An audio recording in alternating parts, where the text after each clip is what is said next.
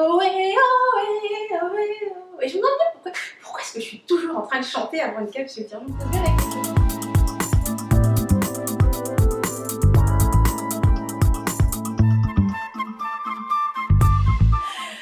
Donc, aujourd'hui, je vais te répondre à une question super épicée que j'avais reçue en fait avant une conférence, parce que tu sais, je reçois une tonne de questions avant les conférences confidences. Et donc, lors de la dernière avec Alexandra, il y avait une question par rapport à l'argent. Et j'avais trouvé vraiment ça cool, c'était comment faire pour avoir de bons sentiments par rapport à l'argent. Donc, avoir de bons sentiments par rapport à l'argent. Je comprends vraiment cette question parce que, effectivement, pendant longtemps, j'avais cette espèce d'émotion qui était très mitigée par rapport à l'argent, tu vois. Elle était responsable de beaucoup de choses. J'estimais qu'elle était responsable des échecs relationnels dans ma famille, des conflits dans le monde. Enfin bref, l'argent était responsable d'un tas de trucs, tu vois. Donc j'avais vraiment une très mauvais sentiment par rapport à l'argent.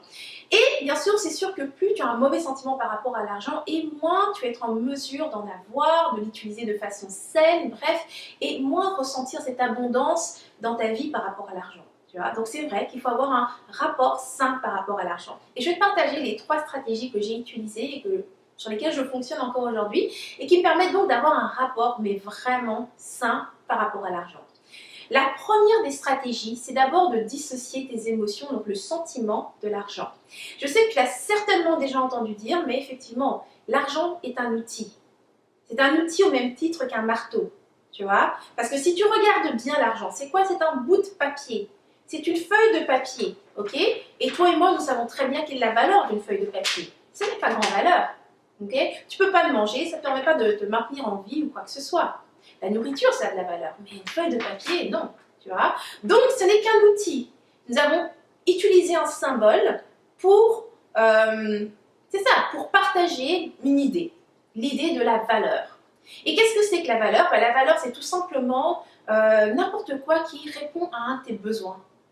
Certaines personnes, par exemple, tu pourrais avoir besoin d'écoute. Eh bien, si une personne est en mesure de t'offrir une écoute, ça aura de la valeur pour toi.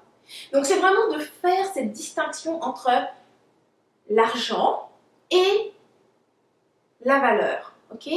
L'argent, lui, c'est un outil. Donc, tu n'as pas besoin de mettre un sentiment quelconque par rapport à l'outil.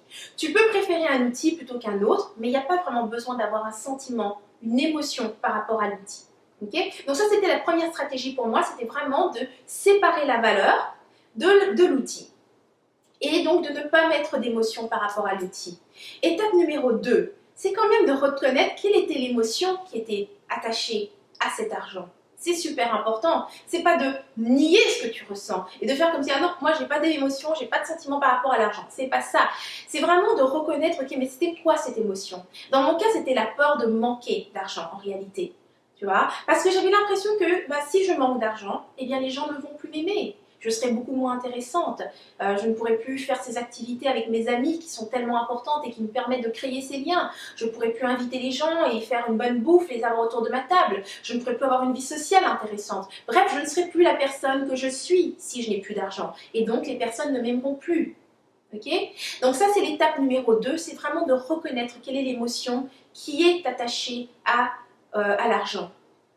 Et dans mon cas, c'était donc la peur de ne plus être aimé. Okay? Donc, une fois que tu as reconnu l'émotion que tu reliais à l'argent, tu passes à l'étape numéro 3. Donc, la stratégie numéro 3, c'est vraiment, encore une fois, de dissocier, cette fois, ta valeur personnelle de la quantité d'argent qu'il peut y avoir sur ton compte. Tu sais, il faut comprendre une chose, c'est que l'argent, c'est toujours en mouvement. Parce qu'on a comme ça un fantasme par rapport à l'argent. On se dit qu'à un moment donné, on va en avoir, ou bien on rêve d'en avoir. C'est un peu comme quand on rêve de gagner à la loterie. Beaucoup d'argent d'un seul coup, et puis on imagine quelque chose de stable. Tu sais, je vais l'avoir et je vais être heureuse, ce sera toujours là, j'aurai beaucoup d'argent. Tu vois? Un peu comme quand on pense à notre rêve. Je vais réaliser ce rêve, et quand je serai là, je serai heureuse. Ce sera toujours comme ça, ce sera parfait. Mais c'est pas comme ça. Tu vas vivre ton rêve, tu vas réaliser ce que tu veux et pendant que tu le réalises, tu auras les mêmes défis que dans ta vie aujourd'hui. Tu auras ces mêmes moments de doute, ces mêmes moments de désespoir parce que rien ne change. Les choses sont toujours en mouvement. La vie est un mouvement constant. Quand tu arrives à dissocier ta valeur personnelle de ce qui se passe sur ton compte en banque, tu atteins cette autonomie. Tu es la même personne, peu peu importe ce qui se passe au niveau de l'argent. Si tu es une personne gaie, joviale, qui aime voir les gens, qui aime parler, amener des, je sais pas, apporter des opportunités aux gens, eh bien même si tu n'avais pas d'argent, tu restes cette personne-là. Parce qu'autrement, qu'est-ce qui se passe? Quand tu associes ta valeur personnelle à l'argent, à ce qui se passe sur ton compte, quand tu en as, oh, tout le monde te voit. Quand tu en as pas, tu te caches. Tu deviens désagréable, tu deviens négative. Tu vois, tu as envie de te cacher, tu as envie d'être, t'es comme une lépreuse, tu vois. Alors c'est vraiment ça en fait les 3 stratégies que j'avais envie de te partager pour avoir un rapport qui soit sain par rapport à l'argent et non pas seulement de bons sentiments. Parce que comme je t'ai dit, c'est vraiment de dissocier sentiments et argent, de dissocier, enfin de reconnaître quelle est l'émotion d'abord qui est cachée et qui est reliée à l'argent et finalement de dissocier ta valeur personnelle à l'argent. Ok? Donc c'était les 3 étapes que j'avais à te partager pour t'aider à avoir un meilleur sentiment par rapport à l'argent. Maintenant, j'aimerais savoir ce que tu en penses dans les commentaires. Dis-moi, as-tu déjà essayé une de ces 3 étapes? Et si c'est le cas, laquelle des 3 était le plus difficile? En fait, laquelle des 3 stratégies était la plus difficile à mettre en place et pourquoi? Donc laisse-moi ça dans les commentaires, j'adorerais savoir.